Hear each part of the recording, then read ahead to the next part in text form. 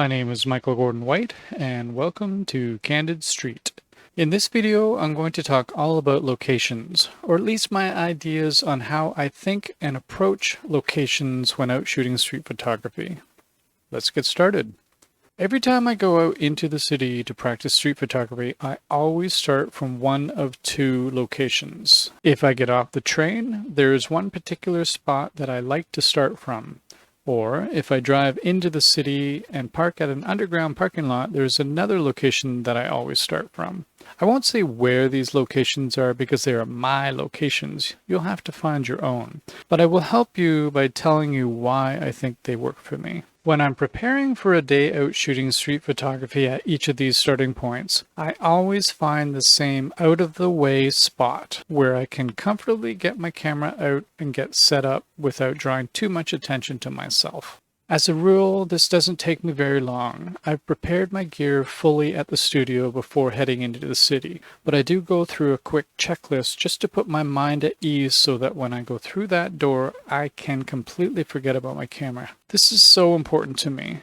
When I hit the street at the start of the day, I am concentrating on only one thing, getting the shot. The camera is there, but its only purpose is for fulfilling that goal, with the least amount of input from me. The last thing I ever want to happen is to miss a shot because I was fiddling with my settings or something and my attention was taken away from what was in front of me. If I actually need to do something to the camera, like change the battery or cards, I'm off the street. Or how I like to think about it, I'm away from the action. When that's done and I'm back on the street, the camera is out of my mind. It's still there obviously, but it's out of the way, so I can focus all of my attention on creating an image.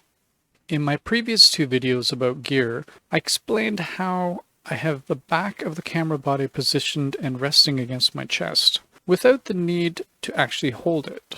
This gives me the ability to monitor how it's working by the feel of the mirror slap against my chest. If I'm dragging the shutter, I can actually feel that, and then make adjustments to the shutter speed as needed. I can also hear the shutter sound, but this isn't something I rely on because it can be quite noisy in the city, and most of the time I can't actually hear it, but I can feel it. I know it sounds strange, but it's true. That's how it works for me. Okay, enough of that. Let's get back to talking about my starting locations and what I actually do to get ready. So I'm at one of my two starting locations and I'm ready to start my day. I'll quickly take my camera out of my think tank sling and put it around my neck and let go of it. Using a sling backpack has its advantage for doing this. I don't have to take it off. I just rotate it around to the front, unzip it and take out the camera, put it around my neck and let go. My hands are then free again, so that's when I will quickly take the lens cap off the camera lens, turn off my iPhone and put both in the backpack, close it up, position it on my back again and forget about it. This is all done very quickly. My camera strap is positioned on top of the backpack strap so that way it's unhindered. So if needed, I can quickly take the camera off to get access to the battery or cards if I need to swap them out. It just works this way for me.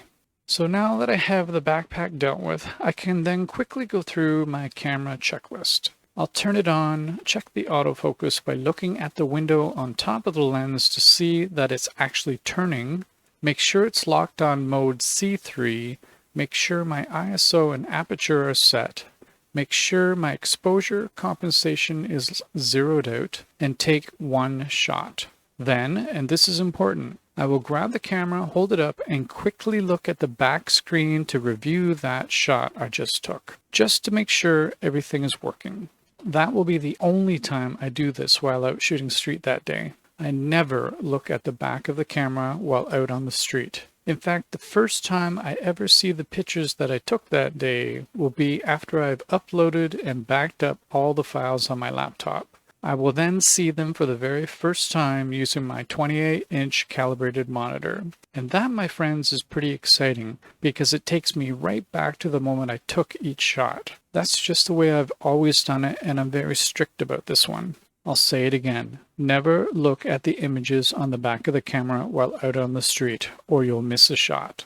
So after I've reviewed this shot and I'm confident everything is working properly, I'll position the camera against my chest again and look at a reflection in front of me to make sure it's level. That's one thing that is very important about these two locations. They must have some sort of a reflection that I can use to make sure the camera is level. I just push down on the camera and strap and wiggle it around a bit until it's level. I've done this so many times now that I can usually do this just by feel, without using a reflection.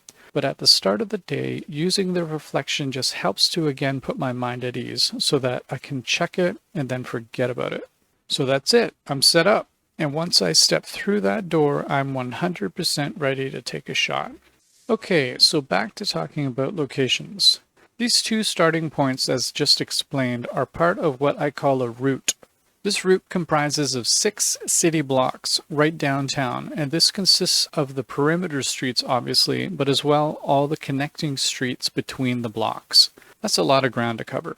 But this, my friends, is what I consider my studio. This is my canvas. And over the past 7 years, I've become very familiar with this part of town, and I've become very comfortable being there as well. And this is very important because the more comfortable and at ease you can become in any given area, the more you will open yourself up to being able to capture a successful street shot.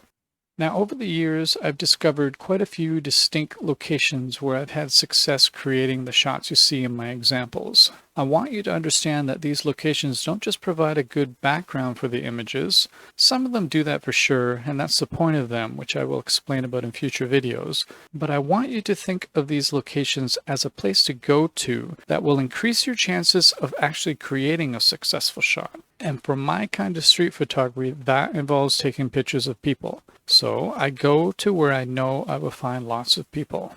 And you have to understand that throughout the days of the week and throughout each particular day, you will discover all kinds of different activities that people are doing at each location. I will go into greater detail with what I mean by this in future videos, but if you do this long enough, you will soon learn that if you go to any of these locations at a particular time of day, you will know what you can expect to be happening with the people in that area. I'll leave it at that for now, but I want you to be thinking about this idea when it comes to finding locations. People and what they are doing definitely is an important factor when it comes to finding these locations, but that's only part of it. The other important aspect you will discover is that throughout the year, the ambient light, what the sun is giving us, will actually change dramatically and provide exciting opportunities. Even throughout one particular day, the lighting will also change quite a lot. You will go to one location in the morning only to find later in the afternoon in that same location that the light has become something completely different, sometimes in an incredible way. This is something that you can use to your advantage as you go out to shoot. You will quickly learn that if you go to a particular spot at this exact time of day, that is, if the sun is shining, obviously, that the lighting will be just perfect to capture the kinds of images that you want to create. In fact, every image I create gives me this wealth of information that I can use. I will know exactly where I was and in which direction I was standing when I took the shot, as well as the time of day and year. This makes things repeatable. Obviously, a little luck is involved here because the sun has to be shining the next time you go out to that spot to recreate the situation. But I definitely have had this happen to me many times. Now, I want you to understand one thing that I think is very important. I don't want you to go out each time with a specific plan, as in, I'm going to go to this exact location at this exact time of day and only shoot people wearing the color blue. That's not what I mean by all of this. I just want you to understand that, yes, I do use this 6 city block area each time I go out, and over the years I've discovered some favorite location. There's no doubt about it. But I only use these areas to set myself up for success. They are used to better my odds of creating a great image, usually because I've learned from past successes using them. But when I get to each location, I let everything else go and open my mind up to what is happening in front of me. And each time will be completely different. And this is a good thing. But please do not limit yourself by going out with any sort of a plan. Be open to everything. Just use these locations to better your chances at getting the shot. So, when I hit the street each time, I basically follow this route of mine. Not in the exact way each time. I do change it up constantly depending on what I'm feeling and what the city is giving me on that particular day. But I go around the city and go to one of these locations, and if I find there's lots of activity happening, I'll just hang out for a while to see what I can get. Then I'll move on to the next location and do the same thing, and take lots of shots in between them as well. But then, if I find myself at a particular spot at a specific time of day that I know will result in something I've had luck with in the past, I will definitely take advantage of this. That's just how it works for me. And in doing it this way, it's just another thing that I don't have to think about, just like the camera. I'm so familiar with these locations in my camera that I can just let them go from my mind. And this completely opens me up to observing the people of the city, and with a little prepared luck, betters my chance of actually creating a successful shot of them.